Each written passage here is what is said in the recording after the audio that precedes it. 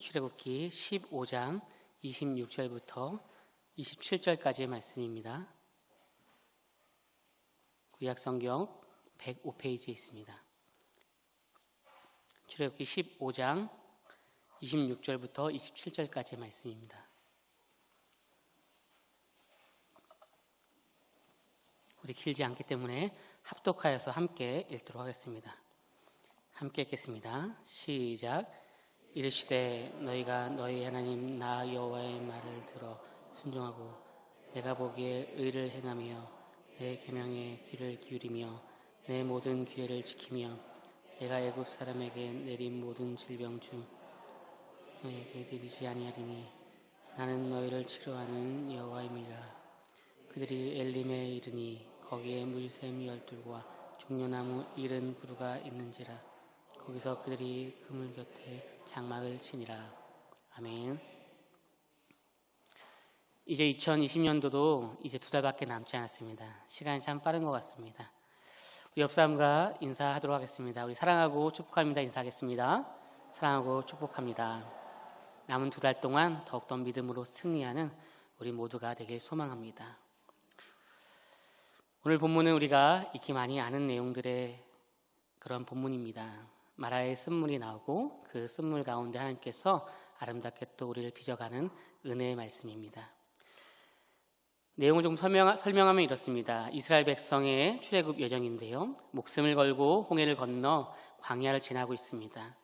광야에서 가장 필요한 것이 무엇일까요? 맞습니다. 물입니다. 이스라엘 백성들은 그토록 원하던 물을 광야 사흘길을 지나서 얻게 되었습니다. 한성가 목사님 표현을 얘기한다면 광야 몇 단계인지 모르겠지만 어쨌든 광야의 어려움들 속에서 경험하면서 나아가는 시간들을 맞이하고 있습니다. 그토록 원하던 물을 만났습니다. 물을 먹었습니다. 그런데 그 물이 써서 못 먹을 정도의 마라의 쓴물이었습니다. 이래서 이것들로 인하여서 백성들은 화가 나였고 또 이것에 대해서 원망을 하였습니다. 모세에게 원망을 했지만 사실 하나님께 원망하는 것과 비슷한 그런 사항들입니다. 모세는 하나님 앞에 기도했고 또 이것에 있어서 하나님께서 기도를 응답하심으로 말미암아 이들을 엘림으로 인도합니다. 이곳은 물샘 12과 그리고 종려나무 70그루가 있는 그런 은혜가 있는 곳입니다. 그러면 엘림이라고 하는 곳은 어떤 곳일까요? 출애굽기 15장 27절에 나오는데요. 27절 다시 한번 읽어보도록 하겠습니다. 함께 읽겠습니다. 시작. 그들이 엘림에 이르니 거기에 물샘 12과 종려나무 70그루가 있는지라. 거기서 그들이 그물 곁에 장막을 치니라. 아멘. 엘림은 이제 홍해를 건너고 나서 이스라엘 백성들이 처음 만난 오아시스와 같은 곳입니다. 거기에 이렇게 물샘 12과 종려나무 70그루가 있는 곳을 만나게 됩니다. 이스라엘 백성들은 멀리서 종려나무를 보면 종려나무다 라고 얘기하게 됩니다. 그때 모든 사람들이 그곳에 물이 있다, 오아시스가 있다 라고 서로 알 수 있는 그런 표현들입니다. 왜냐하면 오아시스가 있어야 또 그곳에 종려나무가 자랄 수 있다는 것을 알기 때문이죠. 한국 성경 식물원 박사이신 우리 박경선 원장님은 종려나무라고 하는 이 표현들을 조금 더 자세히 보면 사실 우리는 대추 야자나무라고 말하는 것이 맞다고 합니다. 물론 단어의 차이가 있지만 중국에서 성경이 번역되면서 그렇게 표현됐다고 하는데 사진에 보이는 것처럼 우리가 종려나무다라고 하는 나무는 대추 야자나무다라고 생각하면 된다고 합니다. 어쨌든 이것으로 이렇게 호산나 호산나라고 하면서 주님을 또 맞이했던 것들을 우리는 복음서에서 많이 알고 있습니다. 실제로 나무가 좀 비슷하지만 약간의 차이는 있습니다. 종려나무라고 하기보다도 대추 야자나무다라고 하면 된다고 하는데요. 이랬던 저랬던 우리는 종려나무로 익숙하니까 두 가지 다 혼용하여서 표현하도록 하겠습니다.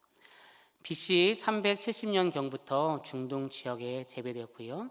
이 대추 야자나무는 이스라엘에게 심으면 한 5년 정도가 되면 열매를 맺습니다.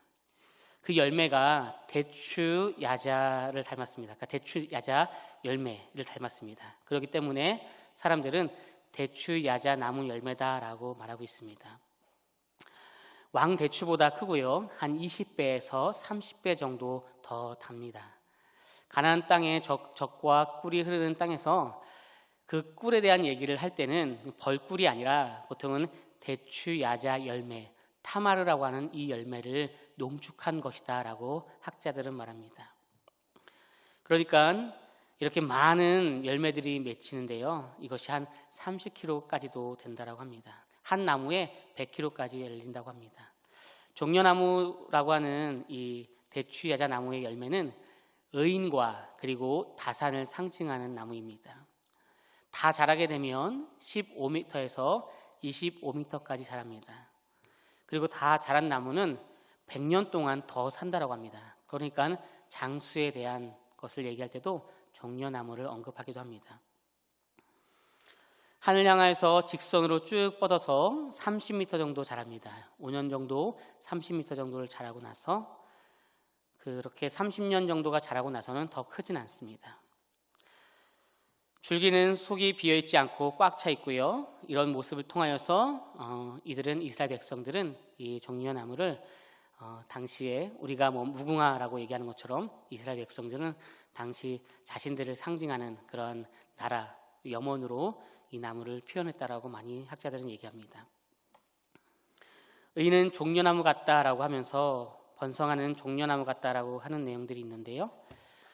그 내용을 먼저 보기 전에 사실 이 종려나무 그리고 오늘 본문에서 나오는 이 종려나무가 왜 이스라엘 백성을 상징하는가라고 할 때 많은 다른 나무와 다르게 생장점이라고 하는 이것이 번성하기 위하여서 필요한 것은 보통 나무는 뿌리나 줄기에 있는데 이 나무는 특별히 가장 위, 우리로 얘기한다면 머리 꼭대기에 있습니다.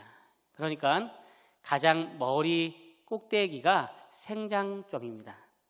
번성하는 나무가 하나에서 2개, 3개, 4개 되기 위해서는 뿌리가 튼튼하고 그 뿌리로 말미암아 하나, 둘 많아지는 것이 일반적이고요.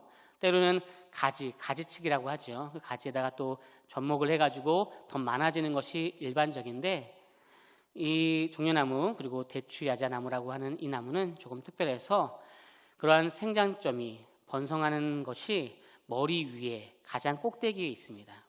가장 꼭대기에 있기 때문에 이스라엘 백성들은 자신들이 하나님을 생각할 때 하나님이 항상 우리의 머리 위에 있다라고 생각하거든요. 이스라엘 백성들이 그래서 우리의 머리를 드시는 분, 문드란 머리 들어라라고 하는 것처럼 항상 머리는 하나님과 연결된다라고 생각합니다. 왜냐하면 하나님께서 하늘에 계시다라고 이들은 생각했기 때문이죠.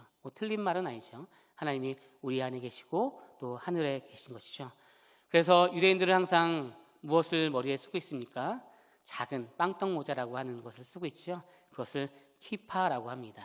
이렇게 키파라고 하는 것을 씁니다. 머리에 키파라고 하는 것을 쓰는데 이러한 뜻이 무엇이냐면 나는 하나님께 종속되었습니다. 나는 하나님의 말씀을 따르는 자입니다. 내 머리는 하나님께 속해 있습니다. 라고 말하는 것입니다. 그 전에 우리 대추야자 나무 열매를 한 번 더 보여주시겠습니까? 대추야자 나무 열매는 또 이렇게 많이 주렁주렁 열매가 많이 맺혔다라고 했는데요. 한 25kg까지 달리고 한 나무에 한 100kg 정도까지 달린다라고 하는데 이것은 타마르라고 해서 다산을 상징합니다. 그래서 우리로 얘기한다면 다말이라고 합니다. 다말. 우리가 유다 다말 할 때 다말 많이 들어봤죠.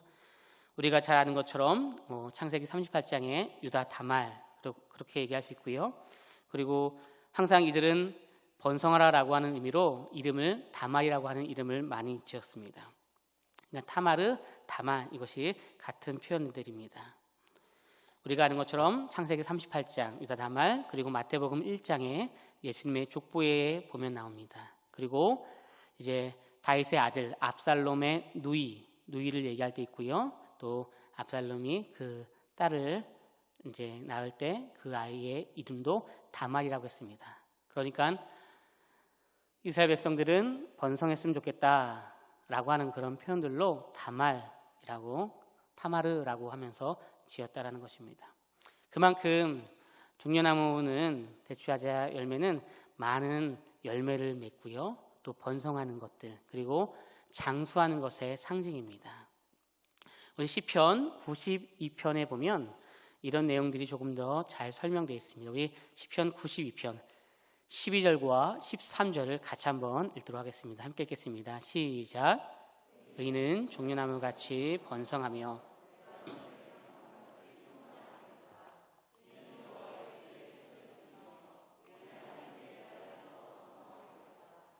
아멘. 의인은 종려나무와 같이 번성한다라고 합니다. 그리고 그것이 레바논의 백향목과 같이 성장한다라고 합니다. 백향목은 성전을 짓는 그런 제목이지 않습니까? 그만큼 의인들은 종려나무처럼 번성한다, 커진다, 튼튼하다라고 말하고 있고요. 이것이 여호와의 집에 심기었다라고 말하고 있습니다. 그러니까 여호와의 집에 심겨져 있는 종려나무가 얼마나 든든하고 탄탄하고 아름다운지요. 그것은 장수를 상징하기도 하고 또 번성을 상징하기도 하고 많은 열매를 맺는 것을 상징하기도 합니다. 그래서 우리 모두가 많은 열매를 맺고 또 많은 번성함이 있었으면 좋겠고요. 또 많은 사람들에게 칭찬받는 그런 의인과 같은 삶을 살기를 소망합니다.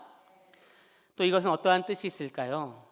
부활과 승리를 당시 이스라엘 백성들을 많이 생각하며 상징했다고 합니다. 고대로부터 타마르라고 하는 이 표현들은요, 다말이라고 하는 이 열매는 유대인들에게 죽지 않는 나무다라고 표현됩니다. 부활과 그러니까 승리를 상징한다라고 학자들은 말합니다. 나무에 불을 붙였습니다. 이제 이 나무가 필요 없어서 나무에 불을 붙였습니다. 그리고 다 타서 시간이 지나서 끝났습니다. 그래서 이제 이것은 잿더미로 남겠구나라고 생각했는데 조금 후에 또 불이 붙었고 불이 붙어서 다시 활활 탑니다.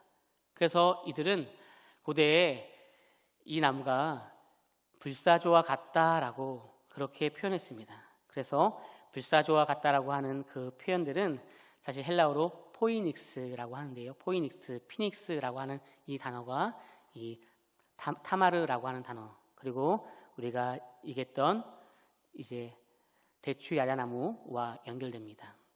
그러니까 이들은 번성하는 것들, 그리고 이것이 튼튼하게 자라는 것들, 그리고 부활과 승리를 상징하는 나무로 생각했다는 것입니다. 그러니까 그 나무가 좋다라고 하는 것을 얘기하는 것이 아니고요. 그런 나무에 그런 의미를 둬서 항상 신앙 안에서 무엇인가를 생각하려고 했던 것 같습니다. 그러기에 항상 이들은 의인을 상징할 때, 그리고 하나님 앞에 거할 때 항상 물 곁에 있는 나무, 그리고 포도나무, 그리고 오늘 우리가 읽었던 종려나무를 많이 표현합니다. 아까 말씀드렸던 것처럼 종려나무는 이 나무가 많이 자라서 생장점이 위에 머리에 있기 때문에 항상 이들은 생각할 때는 나의 머리가 하나님 앞에 있습니다, 하나님께 순종합니다 라고 말하고 있습니다. 그래서 항상 무엇인가 기도할 때 머리를 성전을 향하여서 기도하는 것을 중요하게 여깁니다.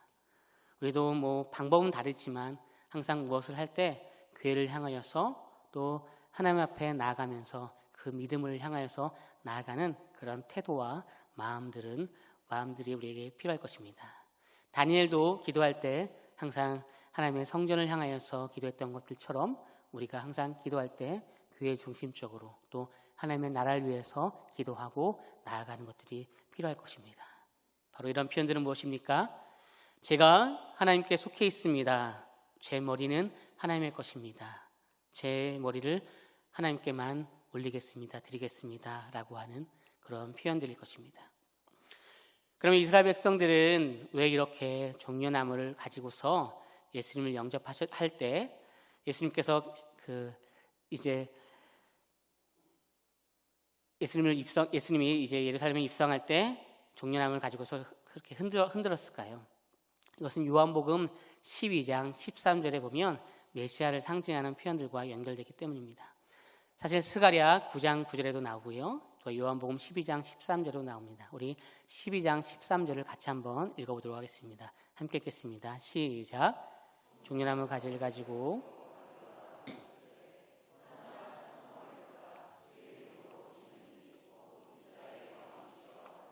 아멘.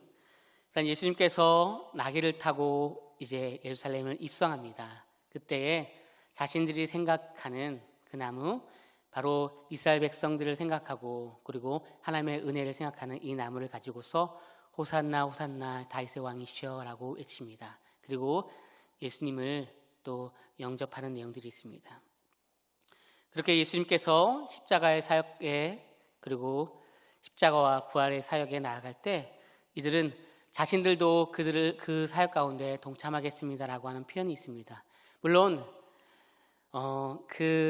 우리가 성경에 아는 것들처럼 위기와 어려움이 있으면 다 예수님을 향하여서 도망가는 삶을 살았지만 시작의 마음들은 예수님을 또 인정하고 바라고 당신이 우리의 구원자입니다라고 하는 그런 모습이 있습니다. 물론 신앙에 따라서 많이 무너지고 또 예수님을 배반하는 경우들도 있지만 또 많은 이들이 예수님을 바라고 나아갔던 부분들을 우리는 알고 있습니다. 오늘 이것을 출애굽기 15장과 연결을 해서 설명한다라고 할 때요, 15장과 연결해서 설명할 때 많은 물이 있는 물샘 곁에 종려나무가 심겨져 있고요, 또 그런 종려나무 70그루를 보게 됩니다. 그곳에 장막을 칩니다.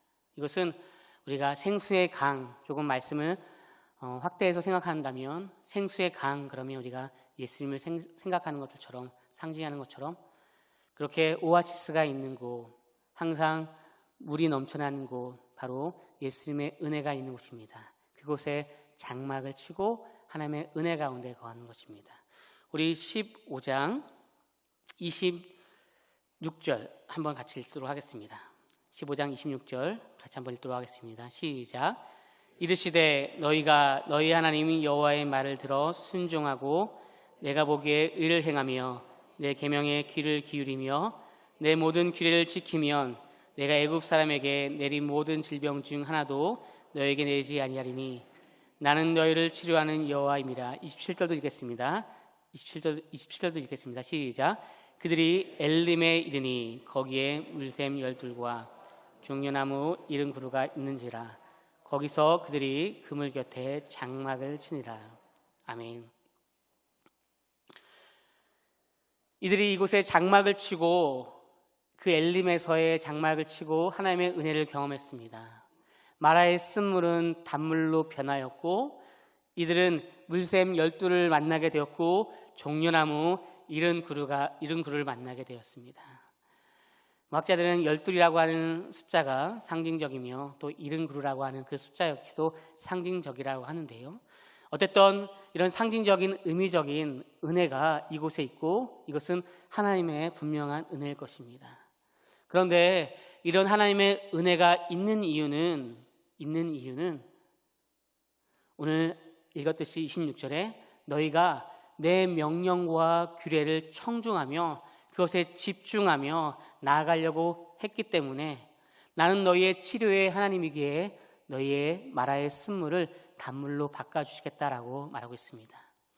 지난주 담임 목사님의 설교와 2주 전의 설교와 좀 연결한다면 하나님께서 선한 의도로 테스트 하신다라고 하는 내용들입니다. 그것이 15장 24절, 5절, 6절에 연결됩니다. 하나님께서 선한 의도로 너희들이 내 말씀을 테스트하고 내 말씀을 지키고 있는지, 내 말씀에 청중하며 나아가고 있는지 분명히 너희 스스로 판단해봐라. 그리한다면 나는 너희의 치료의 하나님으로서 너희에게 많은 은혜를 주실 것이다. 마라의 쓴물을 단물로 바뀌게 하실 것이고 엘림에서의 그 장막의 시간들 속에서는 너희들이 경험하지 못했던 오아시스를 만나게 될 것이다. 너희들은 그곳에서 장막을 치고 영원한 생수를 맞이하며 마셔라라고 말씀하고 있습니다. 불사조와 같은 생존력을 가졌다라고 말했습니다. 종려나무는 비가 쏟아진다라고 해서 너무나 좋아하지도 않고요, 가뭄이 온다라고 해서 포기하지도 않습니다. 이들은 충분히 그것을 가지고 있어서 어떤 햇빛 가운데 작은 물만 있어도 좌절하지 않고서 나아갑니다. 그러기에 어려움이 온다라고 해서 나의 신앙 가운데 하나님과 멀어질 것도 아니고요. 내가 지금 모든 것이 잘 된다라고 해서 우쭐하며 교만해질 것도 아닙니다. 어려움들 속에서도 하나님을 생각하고 나아가며 신앙인으로서 어떻게 나아가야 될지를 항상 고민하고 나아가는 것들이 우리에게 필요할 것입니다. 하나님께서는 이스라엘 백성들을 마라로 인도하였습니다. 그리고 마라에 도착했을 때에 이스라엘 백성들은 이미 뜨거운 태양 아래 녹초가 되었습니다. 하나님, 살기가 너무나 힘듭니다. 어렵습니다. 무엇인가 소망이 있는 것처럼 여겼는데 역시나 그 물은 마라의 쓴물이었습니다. 그래, 내가 그렇지. 또 이번에도 운이 안 좋아 라고 생각할 수 있습니다. 그렇게 극도로 힘듦이 최고에 달했을 때 마라에 있는 물을 마시려고 했고 그것은 쓴물이 되어서 먹지도 못했을 때, 어떤 이들은 또 그것을 먹고 나서 많은 질병이 있을 때 우리 주님께서는 그들이 하는 그 원망과 불평도 다 아시지만 그럼에도 불구하고 다시 시작하자라고 말씀하십니다. 그러기에 너희들이 나의 말씀과 규례를 지키며 청중하며 나아간다면 반드시 이런 어려움들 속에서 마라의 쓴물은 단물로 바꿔줄 것이다 라고 말씀하시며 내가 너희들의 치료의 하나님이 될 것이다 라고 말씀하십니다. 그리고 그들이 만나는 오아시스 엘림에서의 그 장막을 치며 살아가는 그 시간들은 물샘 열둘과 종려나무 70그루를 만나는 것입니다. 물론 이것이 그들의 인생 가운데 끝점이 되면 안 되겠죠. 계속적으로 도전하며 은혜 가운데 나아가야 될 것입니다. 우리는 신앙생활을 하다 보면 이렇게 마라의 쓴물을 경험할 때가 있습니다. 그리고 나서 언제 하나님께서 나에게 귀한 은혜의 시간들로 바꿔주십니까? 라고 생각하며 어려운 마음들을 토설할 때가 많이 있죠. 그러나 하나님께는 모든 것이 현재 진행형입니다. 우리가 하나님을 원망할 때도 지금 내가 조금 좋아져서 마음이 조금 우쭐할 때도, 아니면 앞으로 올 미래에 대해서 내가 불안하면서 떨 그 모든 시간들 속에서도 우리 하나님 앞에서는 다 현재 진행형입니다. 과거와 현재, 미래가 다 하나님께 있죠. 그러기에 성숙된 신앙인은 하나님, 이런 어려움을 제가 극복하기 어렵습니다. 모세 시대 때 이들의 원망과 불평을 제가 100분 이해해서 저도 똑같이 할 수밖에 없습니다 라고 할 수도 있지만 우리는 이미 성경을 통하여서 그런 것을 알고 있기에 하나님, 제가 감사와 찬양이 고백되어지기 너무나 어렵지만 힘들지만 오늘 주님께서는 저를 선하게 아름답게 만들기 위해서 테스트 하신다고, 더 좋게 우리를 이끄신다라고 말씀하시오니 하나님, 오늘 이 광야가 저의 오아시스입니다. 하나님, 이 마라의 쓴물에 이 어려운 고통의 시간이 저의 오아시스입니다. 그런 엘림의 장막입니다 라고 고백되어지길 소망합니다. 그리하여서 하나님의 말씀과 계명을 따라 나아가면서 항상 승리하고 어려운 시간들 속에서도 믿음으로 나아가는 우리의 모습을 통하여서 많은 이들이 어떻게 나아가야 될지를 우리의 신앙의 모습을 통하여서 하나님, 저 집사님을 통하여서 보여지는 것들처럼 저희들도 그렇게 나아가겠습니다라고 하는 그 많은 고백들이 우리 열방교회 우리 성도님들 가운데 널리 퍼져서 이 땅에 또 이 지역 가운데 만나는 모든 분들이 하나님을 만나고 고백되어질 수 있는 놀라운 은혜가 우리 가운데 우리 모두에게 있으시길 예수님의 이름으로 소망합니다. 기도하겠습니다.